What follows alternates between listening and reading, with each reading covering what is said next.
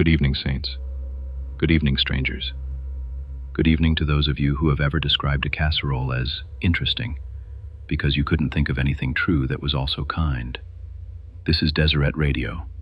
I am broadcasting as always from the supply closet of the abandoned Chevron on Highway 36. But something is wrong tonight.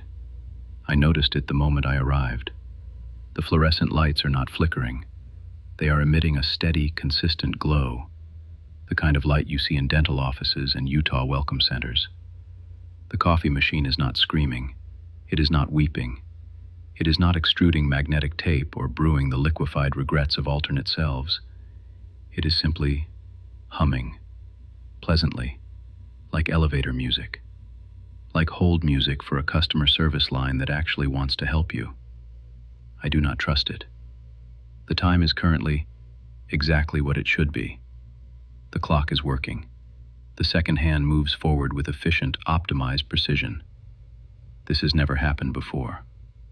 Tonight's broadcast is brought to you by the unease, not the dramatic kind, not the fear that something is coming, the quieter kind, the sense that something has already arrived, and it is smiling, and it will not stop smiling. And when you ask it what it wants, it simply says, "I just want everyone to be happy." Listeners, we have a situation. Reports began arriving at the station early this morning. At first, they seemed unconnected. Minor disturbances, curiosities. But as the day progressed, a pattern emerged. A pattern too smooth to be coincidental. Brother Hendricks smiled during elders' quorum. This is not in itself unusual. Men smile. It happens. But witnesses report that Brother Hendricks smiled the entire time. Through the lesson, through the announcements, through the discussion of who would help the Petersons move next Saturday. His smile never wavered. His eyes never changed. When asked if he had any concerns about the proposed activity calendar, he simply said, "Whatever works for everyone else, I'm easy." Brother Hendricks has never been easy. Brother Hendricks once filed a formal complaint about the font used on the ward bulletin. Brother Hendricks has opinions about everything. Sister Martinez was observed at the ward luncheon. Someone took the last roll. The last roll, listeners, the one she had been walking toward, the one she had clearly intended to claim. The offender was Brother Pratt, who did not apologize, who simply took the roll and walked away. And Sister Martinez smiled. She said, "No worries." She said, "There's plenty of other food." She said, "I'm just grateful to be here." Sister Martinez has held a grudge against Brother Pratt since 2014 over a disputed casserole dish that was never returned. She has mentioned it at every ward function since. She has written letters, and this morning the bishop, our bishop, Bishop Rawlings, a man whose neutral expression has been described as a disappointed prophet contemplating the fall of Babylon, described ward council as super fun. Something is very wrong. But before I continue with these troubling reports, I must share another incident that occurred this morning. It may be connected. It may not. In Deseret, connection is often a matter of faith rather than evidence. The seminary building on 4th Street reported an anomaly at 5:45 a.m.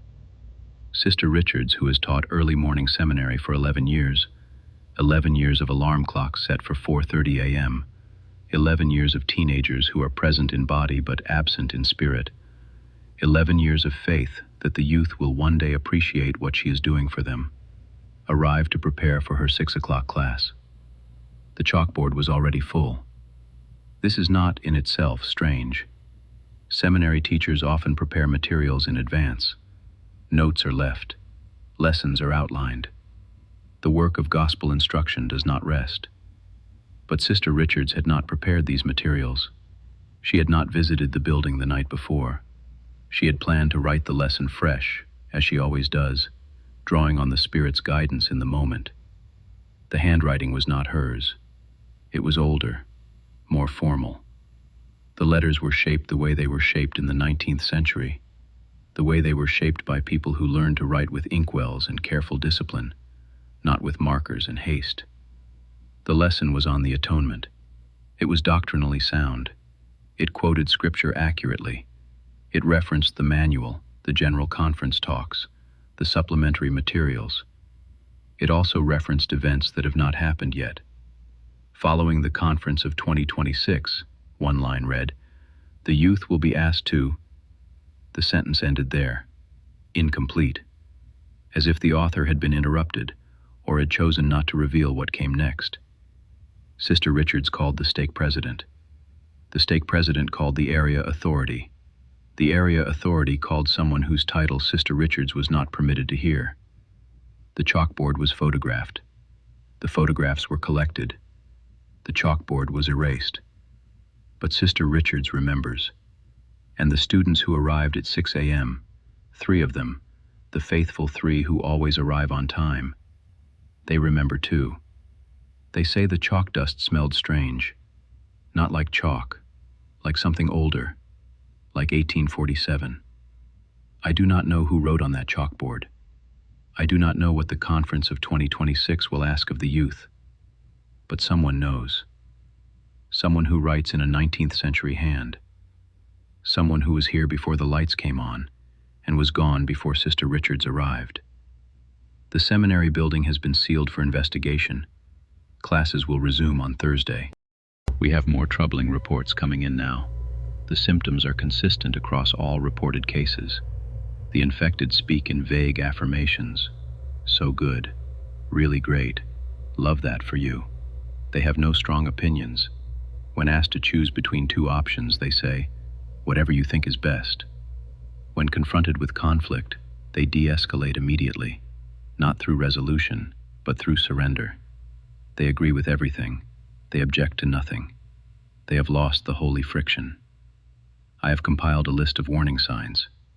If you observe these behaviors in a ward member, maintain distance and contact the station immediately. Constant smiling, even during discussions of the ward budget. Use of the phrase, "no worries," more than twice in a single conversation. Describing meetings as super fun or a great vibe. Inability to recall strong opinions previously held. A sudden willingness to accept any calling without negotiation. Eyes that appear smooth, as if the depth has been sanded away. The infected are not in pain. They are not distressed. That is what makes this so dangerous. They believe they are happy. They believe they have found peace. But it is not peace, listeners. It is absence. It is the silence of a room where all the furniture has been removed. I have traced the outbreak to its source. It began last Sunday, at the ward luncheon following the mission farewell for Elder Christensen. Approximately 47 ward members attended. 43 of them are now showing symptoms. The 4 who remain unaffected share one thing in common. They did not eat Sister Collett's funeral potatoes. Sister Collett's funeral potatoes are legendary. They have been served at every ward function for 19 years. The recipe was passed down from her grandmother, who received it in a dream from an angel, who may or may not have been Moroni, but who definitely had strong opinions about cornflake topping ratios. I visited Sister Collett this afternoon. She answered the door with a smile, a wide smile, a smile that did not move when she spoke. "Oh, how nice of you to visit," she said. "Would you like to come in? I just want everyone to feel welcome." I asked her about the potatoes, about the recipe, about whether anything was different this time. She tilted her head. The smile remained fixed. "I just wanted them to be accessible," she said. "I wanted everyone to enjoy them. I found this wonderful seasoning. It made everything so agreeable." She could not remember where she got the seasoning. She could not remember what it was called. She only remembered that it came in a chrome-colored packet and that it promised to optimize flavor for universal appeal. I searched her kitchen. In the trash beneath expired coupons, I found it. The packet was empty. The foil was chrome, mirror bright, reflecting everything except your reflection. The label read, FlavorSync, Utah's premium taste optimizer, makes everything agreeable. Listeners, the Chrome Man is no longer waiting for us to choose Utah. He is making the choice for us. Before we continue, I must acknowledge a communique that arrived at the station this morning. It came by carrier badger, as is tradition among the Dwelt settlement. The badger, a stout, determined creature with the look of someone who has traveled far and expects to be compensated, was wearing a tiny hand-knitted sweater. This is new. The Dwelt have never clothed their messenger badgers before. The sweater was brown, with small yellow stripes, and appeared to have been made with great care and moderate skill. The badger waited patiently while I retrieved the message from its leather pouch. It then accepted the customary 3 dried apricots, no more, no less, and departed without ceremony. The message reads as follows: To the voice of Deseret from the Dwelt settlement greeting. We write with heavy hearts and mild frustration. A theological dispute has arisen among us. Brother Jebediah, keeper of the northern stores, maintains that food storage should be organized alphabetically. He cites efficiency. He cites the difficulty of locating specific items in times of crisis. He cites a dream in which the prophet Ezekiel appeared to him and said, "The beans come before the corn." Sister Constance, keeper of the southern stores, maintains that food storage must be organized by expiration date.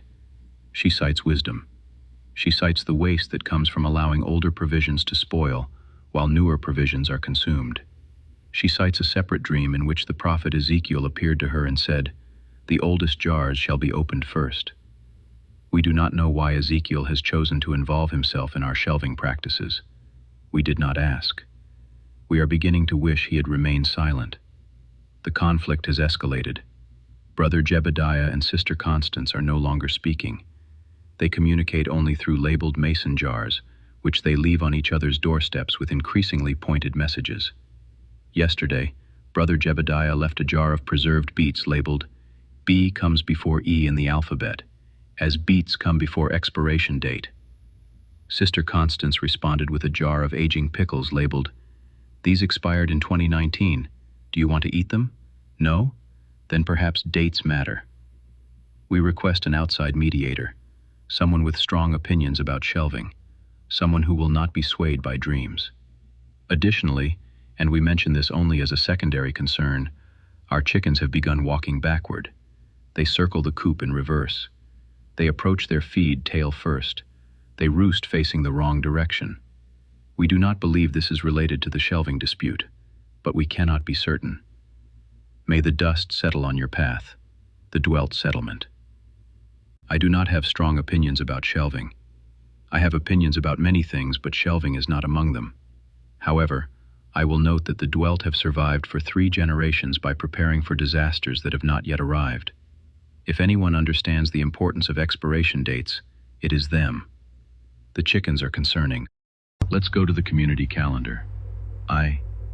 Listeners, the community calendar has been updated. I did not update it. No one at the station updated it. But here it is, printed on paper that smells faintly of hand sanitizer and corporate approval. Monday. Nothing scheduled. We didn't want to impose on anyone's time. Tuesday. The Relief Society considered holding an activity but decided it might be inconvenient for some sisters. Instead, everyone is encouraged to stay home and think positive thoughts. Wednesday. Mutual has been canceled. The youth seem tired. That's okay. They're doing their best. Thursday. Choir practice is optional. If you feel like coming, great. If not, no worries. We'll just hum. Friday. Ward potluck. Please bring whatever is easy. Don't go to any trouble. Store-bought is fine. Everything is fine. Nothing needs to be homemade. Nothing needs to mean anything. Saturday. Service project canceled. We didn't want to make anyone feel obligated. Service should come naturally, and if it doesn't come naturally, maybe it shouldn't come at all. This is not our calendar, listeners. This is a template.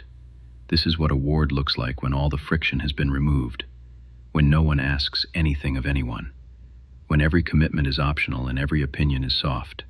This is Utah's calendar, and it has already begun to overwrite ours. And now, the LDS Folklore Hour. Tonight's entry concerns a phenomenon that every Latter-day Saint has observed, but few have questioned. Every chapel has 2 drinking fountains. This is not remarkable. Public buildings often have multiple fountains.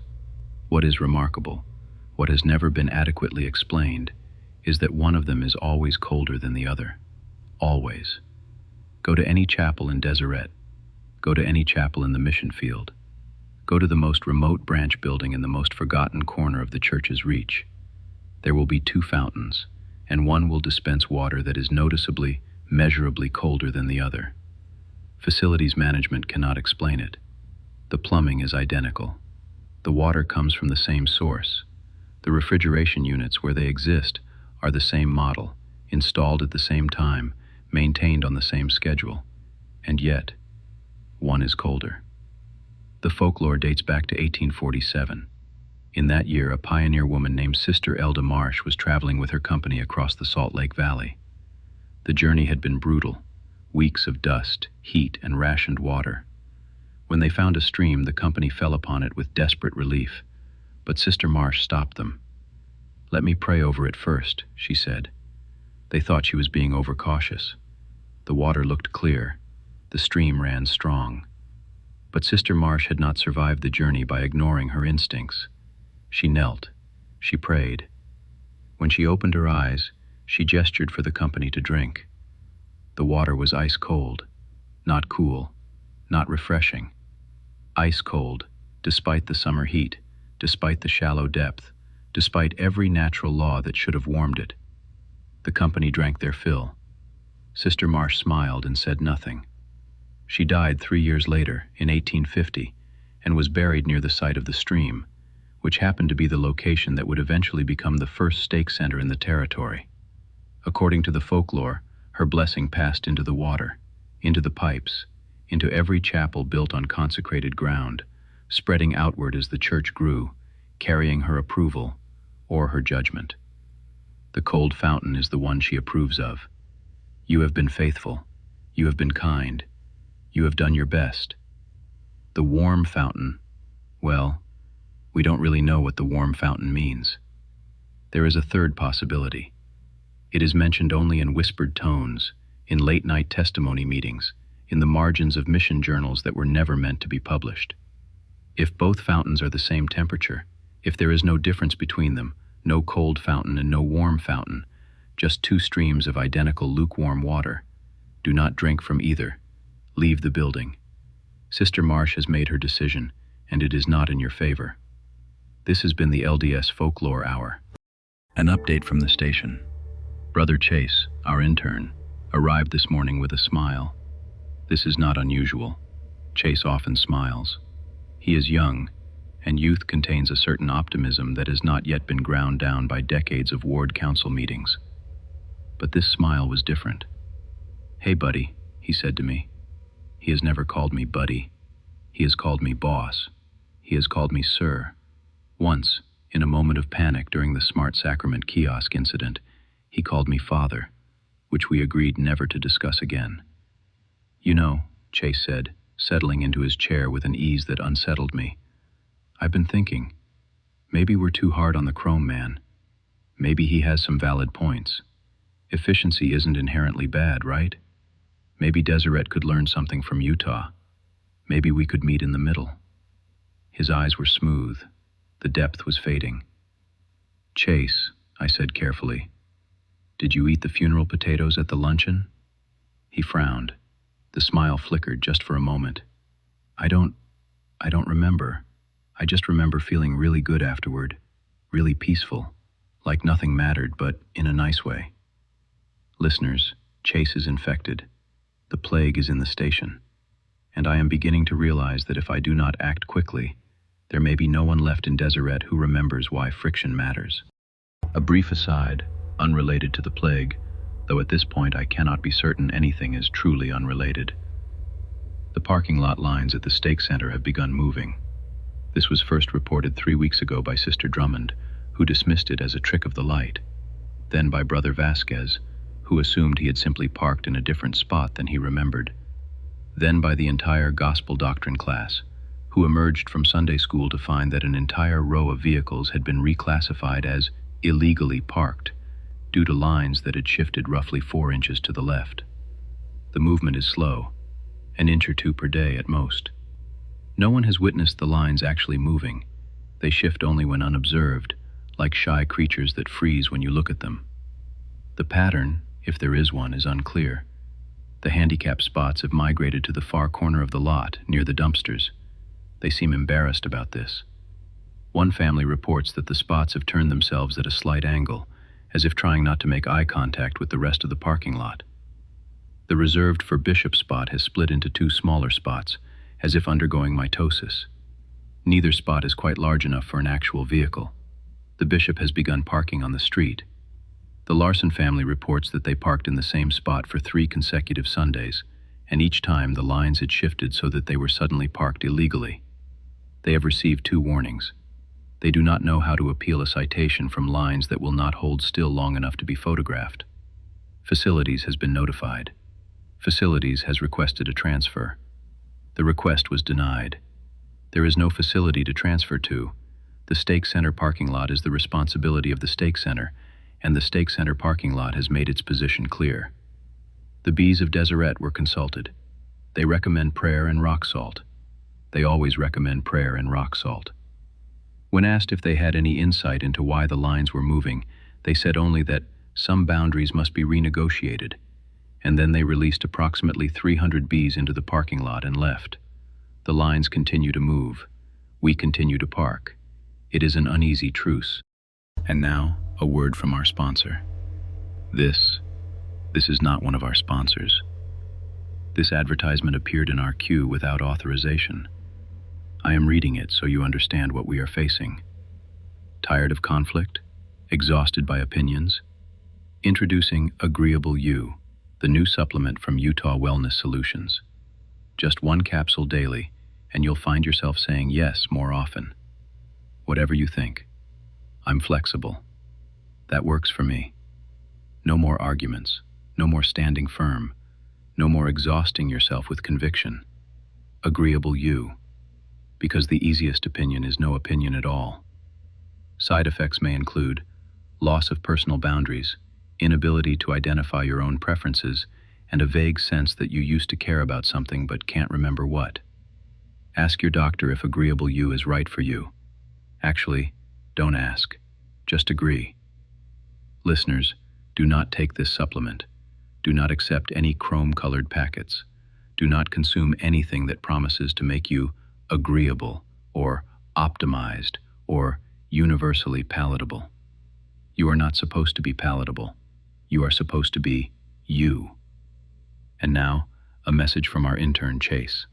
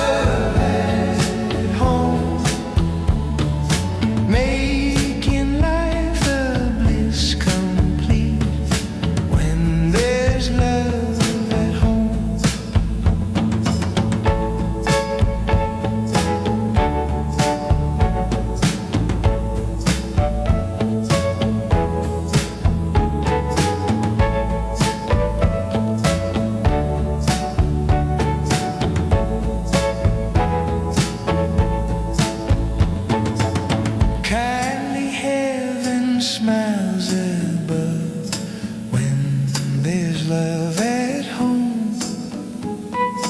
All the world is filled with love when there's love at home. Sweeter sings the brooklet by, brighter beams the azure sky. Oh, there's one who smiles on high when there's love at home. Love at home. Love at home. Oh, there's one who smiles on high when there's love at home. While the music played, I received a report that I must share with you now. It concerns the watchers. You remember the watchers, listeners? The men in white shirts with blank name tags who stand motionless on corners, in parking lots, in back pews, who do not blink, who do not speak, who have simply watched since anyone can remember. A rancher named Brother Kimball contacted the station.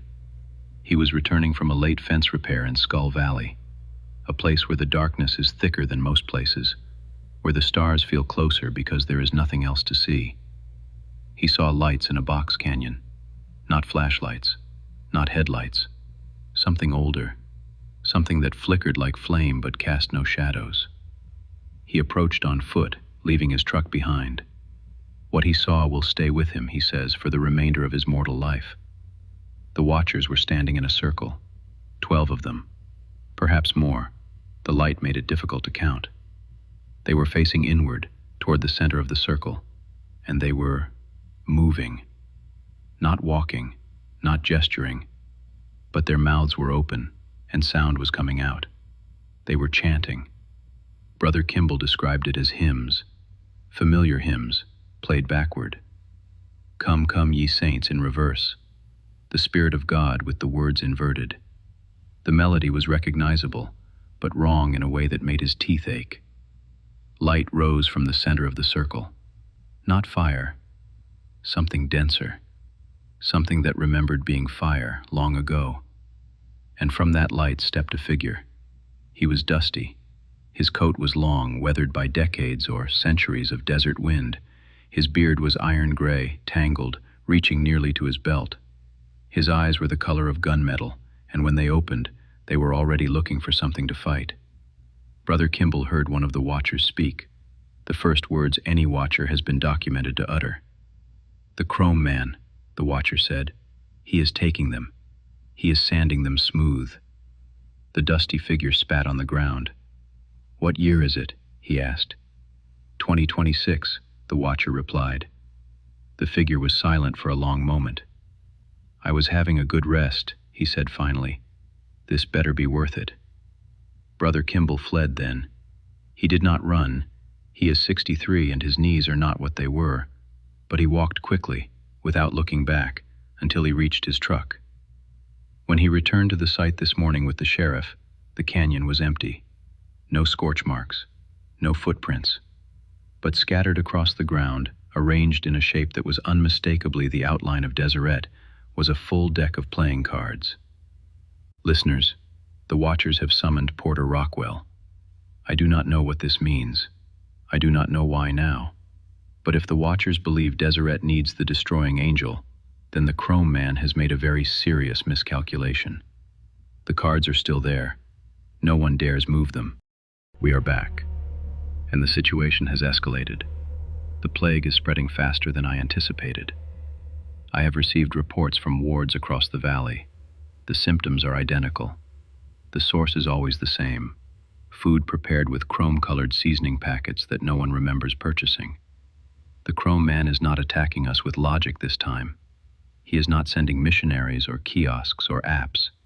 He is poisoning us slowly, through the one thing we cannot refuse, the ward potluck. He knows we will eat.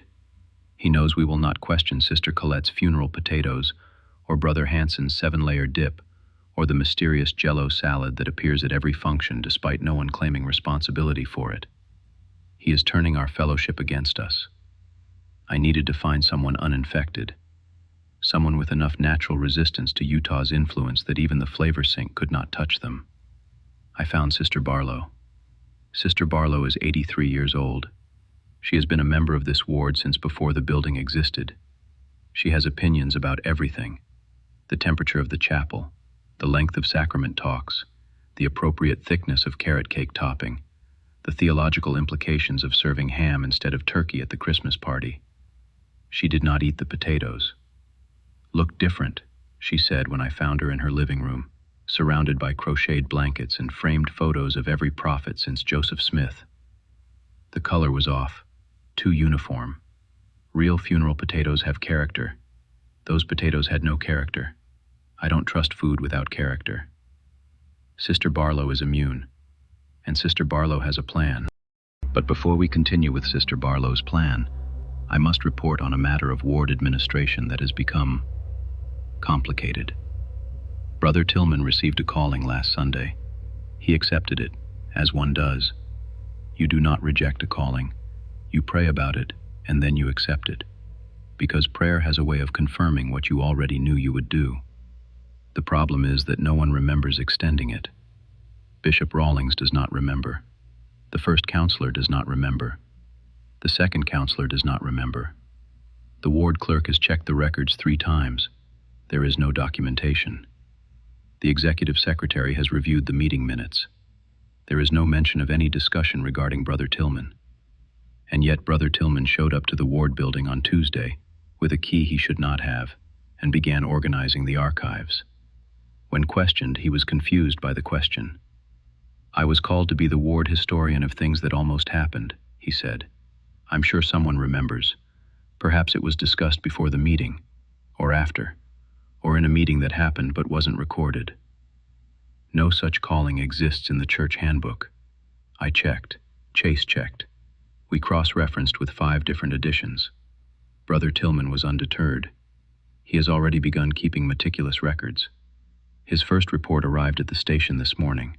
It is 47 pages long, single-spaced, and concerns what would have happened if Sister Peterson had used paprika instead of cayenne in the 1987 Relief Society chili cook-off. According to Brother Tillman's analysis, the paprika would have resulted in a slightly milder flavor profile, which would have caused Brother Jensen to take a second bowl instead of leaving early, which would have meant he was present when Sister Whitaker announced the quilting project, which would have led to his volunteering out of politeness, which would have altered the course of his Saturday mornings for the next 3 years. The report goes on. I do not know who called Brother Tillman.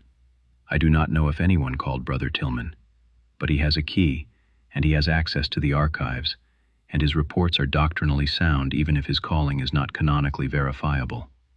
Sometimes, listeners, the church works in ways the handbook does not anticipate. Sister Barlow's plan is simple in theory and excruciating in practice. The plague eliminates friction. It sands down the rough edges of personality until nothing remains but smooth, agreeable compliance. To break its hold, we must restore the friction. We must introduce something so awkward, so uncomfortable, so authentically human that the niceness cannot survive contact with it. We need an emergency testimony meeting, not a nice testimony meeting, not the kind where everyone says, "I'm grateful for my family," and sits down after 45 seconds. We need the other kind, the long kind, the rambling kind, the kind where someone cries about their cat and then pivots unexpectedly into a story about their mission that somehow becomes about their divorce, that somehow becomes about the nature of grace. We need a testimony so raw, so unoptimized, so full of friction that it scrapes the Utah right out of them. Sister Barlow volunteered to deliver it. I gathered the infected in the chapel. They came willingly. They agree to everything now, so agreeing to attend an emergency meeting was easy. They sat in the pews, smiling, hands folded, waiting for whatever pleasant experience awaited them. Chase sat in the front row. His eyes were almost completely smooth. Sister Barlow approached the pulpit. She gripped the edges, she took a breath, and then she began. She spoke for 19 minutes. She cried twice. She mentioned her cat, a cat named President Benson who passed away in 2014, and who she firmly believes is waiting for her in the celestial kingdom, whether the doctrine supports it or not. She told a story about her late husband that started at their wedding and somehow ended up being about a problematic cookie recipe from 1967. She bore testimony of the Book of Mormon, then got sidetracked into a lengthy critique of the current hymnal and her belief that "If You Could Hide a Kolob" should be sung more often. She confessed that she sometimes falls asleep during general conference, but pretends she was just pondering. She admitted she has never fully forgiven Brother Pratt's father for a comment he made in 1978. She was awkward. She was long. She went off topic repeatedly. She made everyone uncomfortable. It was the most beautiful testimony I have ever heard. The infected began to shift in their seats. The smiles faltered, eyebrows furrowed. Someone in the back muttered, "Is she almost done?" Another whispered, "This is kind of uncomfortable." The word spread through the chapel like a crack in glass. Uncomfortable. They were feeling something. Something other than smooth, pleasant agreement. Something real. Sister Martinez stood up abruptly and said, "Brother Pratt still has my casserole dish. It's been 8 years. I want it back." Brother Hendricks frowned, actually frowned, and said, "I have concerns about the proposed activity calendar. Several concerns. I've prepared a list." And Chase blinked. The smoothness receded. He looked around, confused, like a man waking from a dream he couldn't quite remember. "Boss," he said, "what was I think I was about to say something about the Chrome Man having valid points.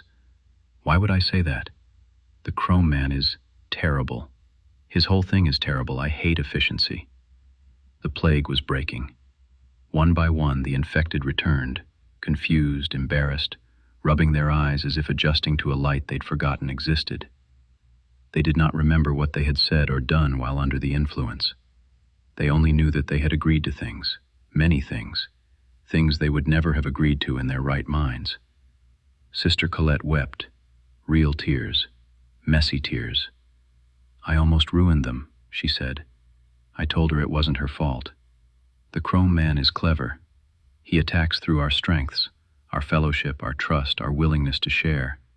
He knows we will eat what is offered without suspicion, because suspicion is not our way.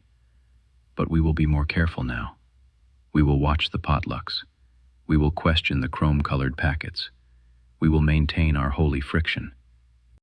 Let's go to traffic and weather. Traffic. The roads are clear tonight, suspiciously clear. Traffic is flowing smoothly through all major intersections. No delays, no conflicts. No one is honking. If you find yourself driving without frustration, pull over immediately. Check your mirrors. Make sure you still have opinions about the route you're taking. If you do not have opinions, turn around. You've crossed the border and are in Utah. Weather. Tonight will be 64 degrees and conflicted. A low-pressure system of, "Actually, I disagree," is moving in from the west, bringing scattered arguments and a refreshing front of, "That's not how my mother made it." Expect intermittent feelings of discomfort through the morning, tapering off into healthy, sustainable friction by afternoon. The UV index is moderate. Wear sunscreen and convictions. A final thought for tonight. The Chrome Man has changed tactics.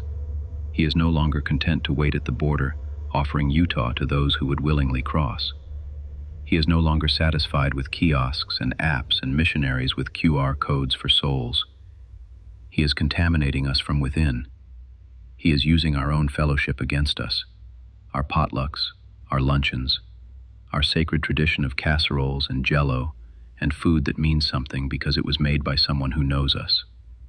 The FlavorSync packet is gone, dissolved into nothing. No evidence remains. But the message is clear. He will try again. He will find other ways to optimize us without our consent. He will make us agreeable whether we agree to it or not. But he underestimates us, listeners. He underestimates Sister Barlow and her 19-minute testimony. He underestimates Sister Martinez and her righteous grudge. He underestimates Brother Hendricks and his font-related complaints. He thinks friction is weakness. He thinks discomfort is failure. He thinks the goal of existence is to smooth out all the edges until nothing remains but pleasant, empty agreement. But we know the truth. Friction is how we shape each other. Discomfort is how we grow. The awkward testimony, the too long prayer, the casserole that didn't quite turn out right. These are not failures. They are evidence that someone tried, that someone cared, that someone showed up with their whole, imperfect, unoptimized self and offered it anyway. Niceness asks nothing and gives nothing. Kindness costs something. The Chrome Man offers a world without cost. A world where nothing is difficult and nothing hurts and nothing matters. A world where everyone agrees because no one believes anything strongly enough to disagree. That is not Zion, listeners. That is the absence of Zion. That is the void where Zion used to be. So stay difficult, stay opinionated, stay uncomfortable. Bring your weird casseroles and your long testimonies and your unresolved grudges about dishes that were never returned. Be yourself, your whole, friction-filled, gloriously inefficient self. That is something Utah can never take from you, unless you let it. Stay sharp, Deseret. Stay strange. Stay you. Good night, saints. Good night, strangers. Good night.